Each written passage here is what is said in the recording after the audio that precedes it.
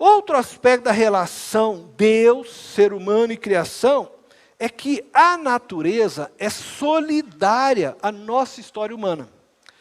O pastor Décio usou hoje o termo sinergia, mas quando eu estou falando aqui de ser solidário, não está distante do que ele falou, e eu quero mostrar isso para vocês. O pecado de Adão afetou a todos nós seres humanos, pois todos somos sementes de Adão. Gerados, nós, depois da ruptura de Adão e Eva com Deus. Entretanto, o pecado de Adão também afetou toda a criação de Deus. Conforme nós podemos ler em Romanos, capítulo 8, verso 19 ao 22. Diz assim: a natureza criada aguarda com grande expectativa que os filhos de Deus sejam revelados, pois ela foi submetida à futilidade, não pela sua própria escolha, mas por causa da vontade daquele que a sujeitou, na esperança de que a própria natureza criada será libertada da escravidão, da decadência em que se encontra, para a gloriosa liberdade dos filhos de Deus. Sabemos que toda a natureza criada geme até agora, como em dores de parto.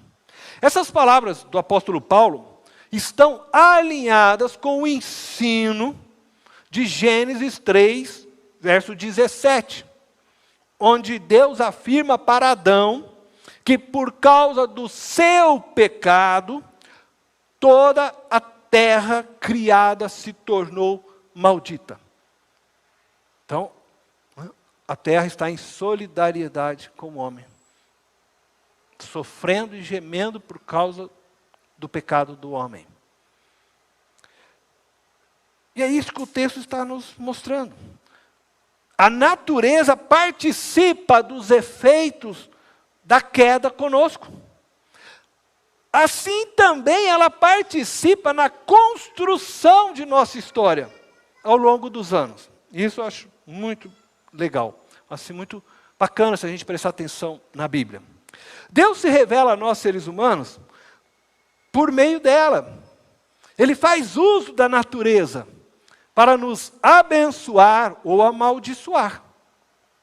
Também para nos ensinar e muitas vezes nos orientar. A natureza foi usada por Deus, por exemplo, como instrumento de juízo. Por meio dela, através de um grande dilúvio, Deus condenou a humanidade, salvando somente a família de Noé. E ele foi salvo porque ele precisou fazer o quê? Uma arca. Para fazer uma arca, o que ele precisou fazer? Usar árvores, derrubou a árvore. A natureza está sempre presente na história do ser humano. Também Deus fez uso da natureza quando ele condenou Sodoma, fazendo chover fogo e enxofre do céu. Ela também participa da história humana de forma positiva, que eu apresentei alguns casos negativos, mas ela também participa de forma positiva. No Antigo Testamento, mais especificamente na história de Israel, como instrumento de Deus, por exemplo, para a libertação do povo no Egito. Nós vemos isso nas diversas pragas. E aí você deve lembrar de algumas delas, né? O rio que ficou com sangue, as rãs, né? A pessoa se ia pegar o café, pulava a rãzinha de todo lado, né? Enfim, no meio dessas pragas nós estamos vendo a ação da natureza, Deus usando da natureza para pôr em liberdade o seu povo no Egito. Depois o povo sai, né? O faraó liberta e eles começam a caminhar então em direção a Israel, e daqui a pouco o faraó se arrepende, manda todo, o seu povo, o seu soldado, o seu exército inteiro atrás, e aí Deus faz eles atravessar o quê? O mar vermelho. As águas se abrem, aquilo deve ter sido realmente um espetáculo, né? Eles atravessam com os pés enxutos, né? O mar, e aí o povo, né? os egípcios, seus soldados, cavalos, cavaleiros, se eles estão atravessando, vamos nessa também, né? E entra todo mundo, e Deus faz aquelas águas todas fecharem, né? E aí Deus põe fim ao domínio dos egípcios sobre o seu povo em Israel. Deus usando o mar, usando a natureza, Deus vai fazendo dessa forma ações para mostrar sua graça, seu amor, também seu poder ao seu povo. O deserto também serviu como espaço de aprendizagem para a construção de um povo e de um projeto social que Deus tinha e que resultaria então numa nação. Ele foi construindo isso no deserto. No Novo Testamento, Jesus, por exemplo, utiliza da tempestade para ensinar seus discípulos a respeito de si e a também confiarem em Deus. Aí você pode ler depois na sua casa Marcos capítulo 4, do verso 36 ao 41. Jesus está dormindo no barco, a tempestade vem, ele está tranquilo. Seus discípulos apavorados acordam ele e ele dá uma palavra para eles, orienta eles, né? Depois Jesus ensina seus discípulos a confiarem, por exemplo, na provisão do Pai, mostrando o cuidado que o Pai tem com a natureza. Quanto Ele preserva, quanto Ele faz a semente cair, as flores crescerem, os pássaros terem alimento, Ele fala para eles, olha para os lírios, olha como eles se vestem bonito. Olha os pássaros que todos os dias levantam e têm alimento. E ele está mostrando que o Pai faz tudo isso. O Pai provê, e para que eles descansassem desta forma. Ele usa da natureza.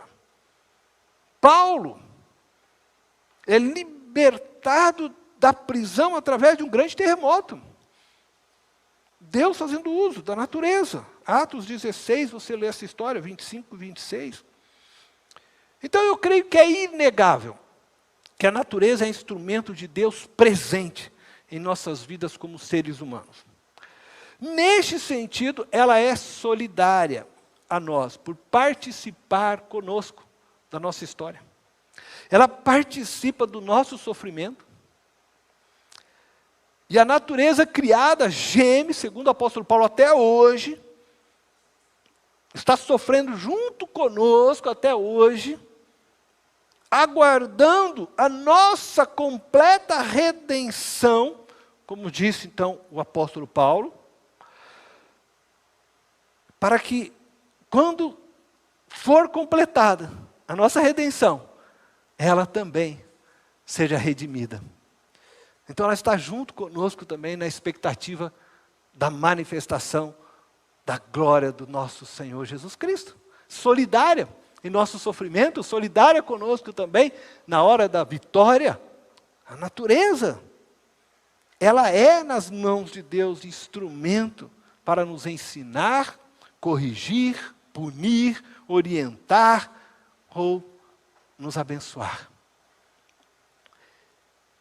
E eu quero trazer um texto que eu acho assim, muito interessante, tem outros, mas eu vou trazer um texto que eu acho mais interessante.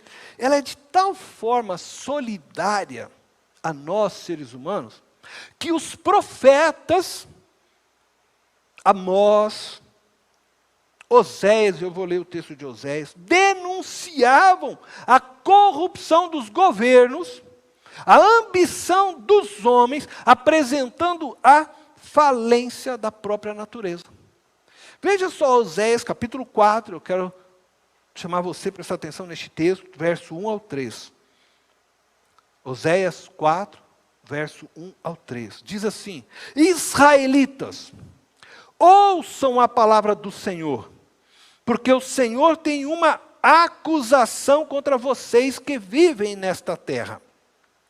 A fidelidade e o amor desapareceram desta terra, como também o conhecimento de Deus.